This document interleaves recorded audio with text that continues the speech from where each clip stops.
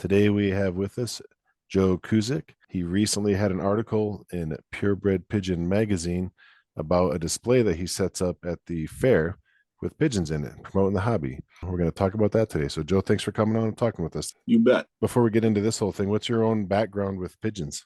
I've had birds since I was maybe 11, 12 years old. It was my granddad's, one of his best buddies that had birds. And I was just always like a magnet looking at his birds in the backyard. You know, he could see the constant interest of just glaring at the birds all the time. He says, "You build a coop and I'll give you birds." So that's where it all started. And then somewhere I got my hands on a pigeon magazine somewhere, and I was writing different people in the back in the classifieds about pigeons that they had available, and went on from there. I became a pigeon nut, a little more than most. Yeah, I got the pigeon bug. Yeah, that's a hard one to shake once you get it. What was it that inspired you to start taking action and actually, putting foot to pavement and doing this? Where'd you even get the idea about putting up a display?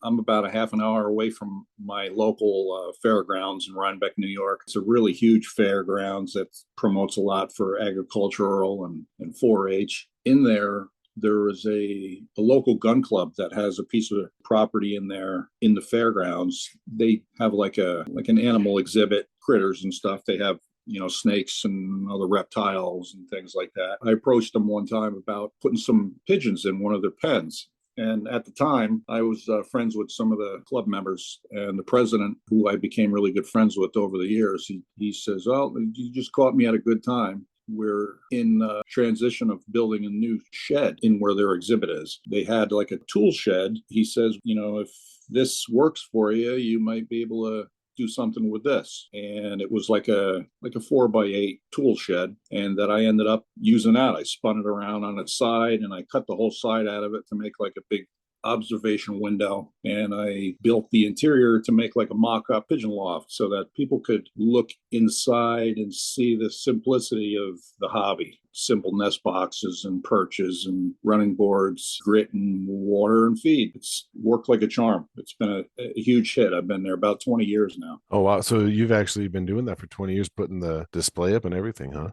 Yeah, yep. Every year the building stays there. So it only gets used for 1 week out of the year. I go up beforehand and put new bedding down, scrape it out, wash it out, and clean it up, put some new trophies and awards. I do a large information board, put some new things there each year. I've got a large piece of plexiglass, that like a 4x8 sheet kind of thing, to keep my information board safe from the weather, rain, and all that. I try and put up a lot of various things on the hobby. Pigeons in the war, simplified pigeon necessities, a lot of different pictures out of the standard books so people can see other shapes and sizes, and take little ideas that I put up there and let them get their own ideas on something to see how simple it is. Maybe catch the pigeon bug like we all did. Do you like spend time kind of standing out there maybe during the busier time of the fair, and that way you can kind of talk to people about it, or do you just set up the Q&A board and let them figure it out? I usually get up there midday, late morning, and I'll be up there until closing every night, all through the week. So I go up there. As soon as I get there, I'll scrape the whole coop out clean. I'll do that when I get there, and I'll do that before I leave. So it kind of stays presentable for everybody looking in there, keeps it nice and clean. But I'm up there, constantly have a crowd that comes in through the exhibit. So sometimes it's 4 or 5 people thick with a crowd around. And especially when the kids are there, I'll go in and pick out a few favorite birds, and I'll bring a bird out so that the people can see it up close. Kids can touch it. I rest it in their hand, and they take pictures with it and ask questions. They love to be able to pet the birds and see it up close, to see that, hey, this is pretty cool. We get always a lot of young ones that come through, some of the younger ones that are in even wheelchairs. I made the windows, when I cut that side out, I made it so that the kids can walk right up to it and look right in. So it's kind of, Oh, there you go. Smart. the bottom, they can see everything, really right up close. One big helpful thing people don't realize, I painted the wire flat black, and so that it really makes the wire like invisible. So you can really see inside without having what you would think, looking in there and you're trying to look through wire and you can't see too good, but putting a flat black paint on there makes it like invisible. That really does do a really good job of kind of making the fence disappear a little bit. Yeah, when the crowd's not too big, some of the kids I see that are a lot more excited than others. I'll open the door up. I've let a few kids here and there get them in the coop and have their parents take pictures of them in the coop. That's cool. A lot of people are taking lots of crazy pictures, so I'll open the door up on the side of the loft so they can get better quality pictures of the birds, because I know it's every picture that people are taking there, you never know who's going to see that picture. If anything, that I do that for a week out of the year is just planting the seed of the hobby, and you never know who you're going to reach out to. Absolutely. That's such great exposure. And you were saying before, how many people do you think come through that fair every day? Thousands of people every day that come through. I built a little deck off the side. I'm kind of like on the edge of the exhibit area of the whole club property thing. I've got a fence line off to my side that I could build a little deck off of it. So it's a little mini deck that I set up my chairs, and I got a big, like a beach umbrella, one of the big 8-foot umbrella that I attached to the fence post, and I have a little comfort there so people come up and can hang out, ask all the questions they want. So with that size of a loft, how many pigeons do you have in there? There's about 30 usually. I'll try and put mated pairs in there so that everybody's kind of getting along. There's not any fighting, and I'll use the different breeds that I have that I specialize in, and some of the other ones I may have like a pair of this and a pair of that I'll just use for the exhibits that I do. I do this exhibit at the fair, and I do another exhibit at a local farm. He has a fall festival. He saw my exhibit at the fairgrounds, and he said, "Boy, I'd really love if you could do that at the farms." Because he has like a petting zoo and a big thing, or this pumpkin festival thing. And so I did that. I do that at a local farm too, where he gets a lot of traffic. You have a good variety of breeds then with what you bring in? Well, I do the Modinas. I raise show Modinas there, and they're always a big hit. People are always, first thing they say is, "Man, is that a chicken?" Yep. I get that a lot. I've had the West of England since I was 12, 13 years old, and everybody gets a kick out of seeing the big feather-footed birds. Any of the muffed varieties, feathers on the feet, people will really get a kick out of that. So between the Modinas and the West of Englands, and I'll do something with some of the rare colored stuff, genetic work that I do with homers or rollers, and I'll put some other oddball stuff in, a couple German owls, frillbacks we did this year. A local friend of mine had frillbacks, and we did that. So I had a few frillbacks in there, and here and there, you take out different birds when you get crowds around, and the birds come out and they get to see something different and ask questions. And wow, that's not the pigeons that we normally see. We get a lot of traffic because we're kind of, we're within up there at that fairgrounds. You're within a couple hours in New York City, so we get a lot of people from down 5 boroughs coming up, and that's the first thing you hear a lot of. That's not the pigeons that we're used to seeing. Yeah, no, those are some eye-catching breeds, and I feel like that's one of the things when you do introduce someone to pigeons for the first time is there's more than just the kind I see on the street. Yeah, I try and get some other oddball breeds. If there's somebody in my area, or if I have the opportunity to get a nice looking pair of birds at a show or something, I'll pick them up and have them just for the exhibits for a couple times through the year, and then I'm feeding them all year. Just to have something different to look at. But, I'd like to get some other breeds out there. If there was other people in other clubs or something that wanted to, I'd gladly promote your different breeds or something. Some of them are hard to find, or even like fantails and Jacobin, other oddball shapes and sizes, different breeds. Some of it is, like the fantails, they require different perches and nests to keep their tails clean. It's not as simplified as a lot of the other flying breeds and things that are popular, rollers and race homers and tumblers and things like that, flights. That's the important thing, is just showing the availability of the hobby. I take up a lot of the NPA supplies me with flyers, like little pamphlets that I can hand out. If people has that serious interest, I'll give them those, and I'll even take up old magazines that I get, I'll get like extras, doubles, the old purebred pigeon or the American Pigeon Journal or the debut, and I'll use some of those to give to here and there. You really get some really serious, interested people that you can tell they're really pumped about the hobby. Give them a magazine to give them contacts and information so that they can make a lot of contacts themselves or whatever, and see they might show interest in a breed that I don't have there. You look in the magazine or you look online or Facebook and they see other breeds that, they have no idea existed. They can reach out and contact other breeders that have that and get some birds for the first time. Just out of curiosity, have you ever shown your pigeons at the fair? Well, we did have a show years back. It was just a one-time thing. I helped promote 4-H. We had a number of 4-H kids that I got started in with the hobby, and they were showing their pigeons up there with the poultry. And there's a big building for the poultry building and rabbits and things, and they were showing their pigeons. So Excellent. I offered myself to judge for them a couple times up there and printed off some cool awards and stuff for them to get them all excited. And then the other kids that didn't have pigeons, they would see cool awards that they were getting, and wow, look at this, spark up other interest from any other kids that, hey, look, this is something we could do too. Yeah, see, there's a lot of different ways. If you're at a place where you have a fair where you can show pigeons, or kind of like what you did too, just reach out to whoever the admin team is on the fairgrounds and, say, hey, if you do need help with pigeons, I can help judge, mentor or whatever, be a pigeon leader for a 4-H group or something like that. Cause the future of the hobby is it's the youth today, and that's the ones we're trying to reach out to. Yeah, if you can't, set up and transport or have a building to set it up, at least show pigeons. Right. You mentioned that you show at other exhibits like a pumpkin fall festival thing. Do you take that same building down there with you from the fair?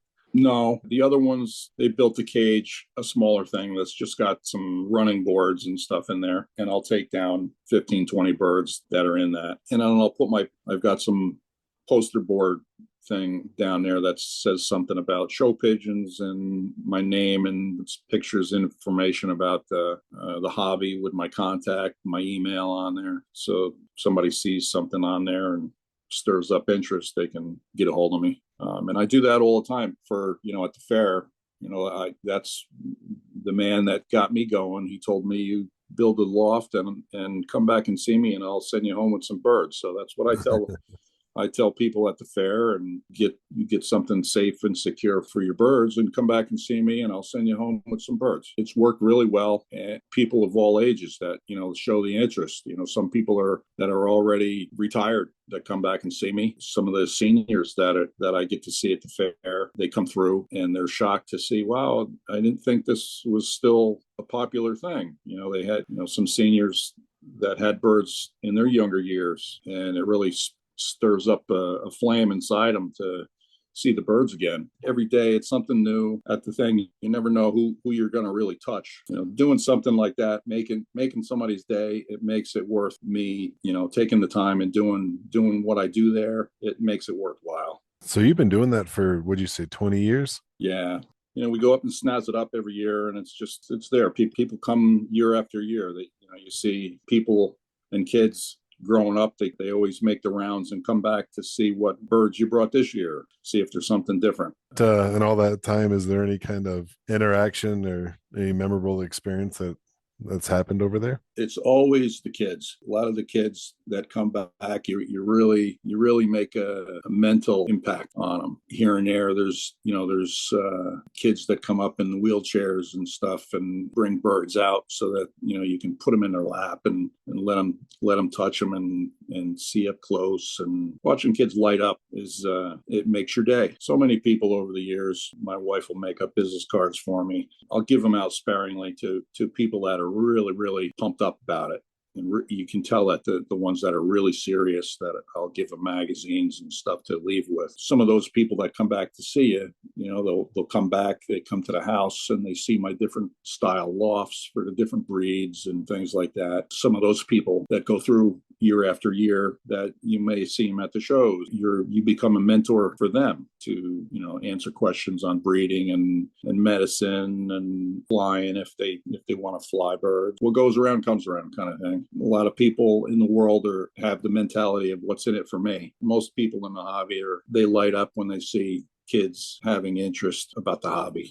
We love it, getting anybody started to share our hobby, just like what you're doing on these podcasts, to reach out and give other people opportunities and ideas. What I do for this exhibit at the fairgrounds is just in hopes when I do articles, people can do what I do easily. They don't have to have an animal exhibit or something there. They could build the loft that I did and build it on a trailer and take it around to different events and things and do it. It's not rocket science. You have to have a love for what you do, and most of us have that. One of the things with a lot of the, we talk with people in our pigeon clubs or, some of our, pigeon friends, however, and, you do hear, oh, the hobby seems to be dying and, we can't get kids off their phones and, this sort of stuff. Well, you got to really put yourself out there, and you've done it in a really creative way by doing it at the fair like that. And, doing those other exhibits, you got to go to where the pigeon people aren't.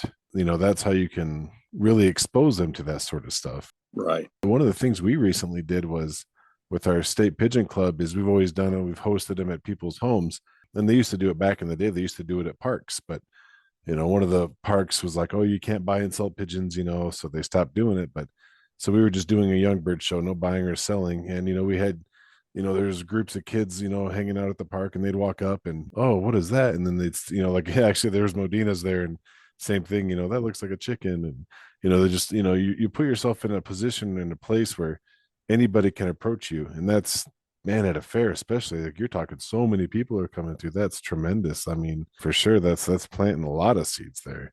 Right. I mean, you got me fired up on it. I want to go set up an exhibit at the fair right now. The flip side of the whole thing too is that you really need to be conscious of what you're doing and how you're doing it, because you do get negativity as well. You'll get to people that are talking about the street rats and the birds with disease and the icky kind of thing. I've put a lot of thought, and try and stay conscious of that, of being positive. You know what to say when people are asking certain questions of negative kind of things. You got to handle it right, because you're in the spotlight kind of thing. For sure, yeah. And it is a good chance for, educating and that sort of thing. It's pigeons don't really have lobbyists, and they've gotten a bad rap pretty unjustly for a long time. Right. Yeah. I bet you do got it. Yeah. Just got to be tactful about it. That makes a lot of sense too, to be ready for that. Right. And that specifically is the reason I don't put any blue bars in there in my exhibits. Oh, okay. I made the mistake of doing that. I had a couple pigeons, even like blue bar west of England's, even though they got the feathered feet, people would look in there and go, that's just street rats, because they look in there and see a blue bar and just assume it was a wild pigeon. Right. Oh no, it's mutated. Right. So I'll specifically I don't put any blues in or blacks. I try and put just colored patterned birds. And, I specialize in Argent Modinas and the West of England's in all different colors and stuff. So I try and give them the wow factor. When you look in there, you want to like impress them. Wow, I had no idea they existed. That's an important thing too, of what you're going to take and trying to exhibit. You even though it's not something that you raise, you want to present them with something really wild. Yeah, eye-catching. Yeah, like you said, frillbacks and those breeds right there, definitely colors. That's a pro tip right there on the blue bars, though.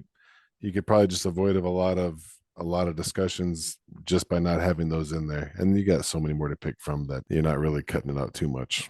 Right. Yep. It's been tremendous, a tremendous tool for the hobby. Every time I really don't do enough articles. I should do more and get one in there every year in the NPA or in the purebred, and hope to stir up some interest. There's no reason that there isn't numerous little loft exhibit things to promote. I mean, what you said before is about you hear the negativity a lot about the hobby's declining, and we need more.